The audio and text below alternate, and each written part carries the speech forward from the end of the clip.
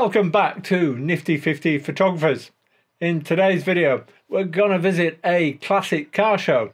I'm going to use the Sony A7R V for a little storytelling. So what was it like to visit the show? I'm hoping it'll work out to be a great camera for it. I think some of its features like its image quality and also the focus tracking and the ability to select different subjects is going to come into its own. So without any further ado, let's get to the show. I'm going to use a 6-piece framework to tell my story.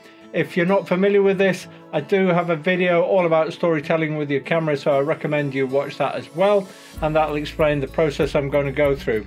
But the first picture I'm looking to get is my establishment shot. So this shot sets the stage. It gives the viewer an overall feel of what it's like to visit the event you're photographing. And with this, I would generally choose a wide angle shot and try and give a sense of scale of the whole event. And I captured a couple of shots, one a very wide shot showing the whole field, another one a bit closer up showing a line of cars that were on display and people milling through them. I really like to give myself some choices when I'm doing this kind of work so that I can choose which ones I feel work best with the story later on. The next thing I'm going to move on to is a medium distance shot. Now here you're going to play with the focal length a little bit. I want to get a bit closer, a bit tighter in, but I don't want to get right close in because I'm going to do that later on in the detail shots. And I've ended up with 3 compositions that I like. The first one is a bit closer up on this Cortina here, and the second one I've done of a couple of cars together, which actually I think is probably the best of the two. Finally I've done another sort of close-up of one car, this Ford Fiesta XR2. I haven't gotten right in close to get the engine or anything, but you can see it is a closer shot, so it's worth playing around with different focal lengths and seeing what you end up with, and then you can choose later which one will be the best shot when you get back to home base. Now we're going to move on to our third shot, and this is the relationship shot. Now in this case, at a show like this, what I'm really looking for is owners talking about their pride and joy to interested visitors. And I had a couple of examples here. I've got this lovely old MG with a couple of girls talking to the owner, and then another shot of this Vauxhall VXR with a very proud owner explaining in detail exactly which model it is. So shot number 4 is the close-up shot. Now this, at a show like this, was overflowing with close-up opportunities. There was lots of shiny engine blocks I could have photographed.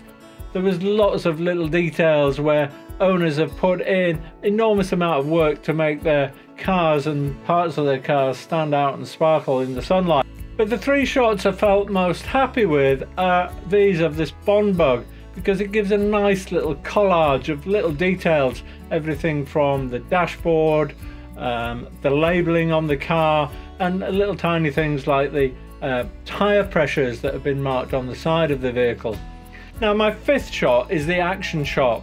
Now actually this was probably the hardest shot of the day to get. Although some of the cars had their engines running, quite difficult to show that in a still photograph. In the end I decided it was better to try and get a moving shot, and the only way to do that was really getting cars that were leaving the show towards the end of the day.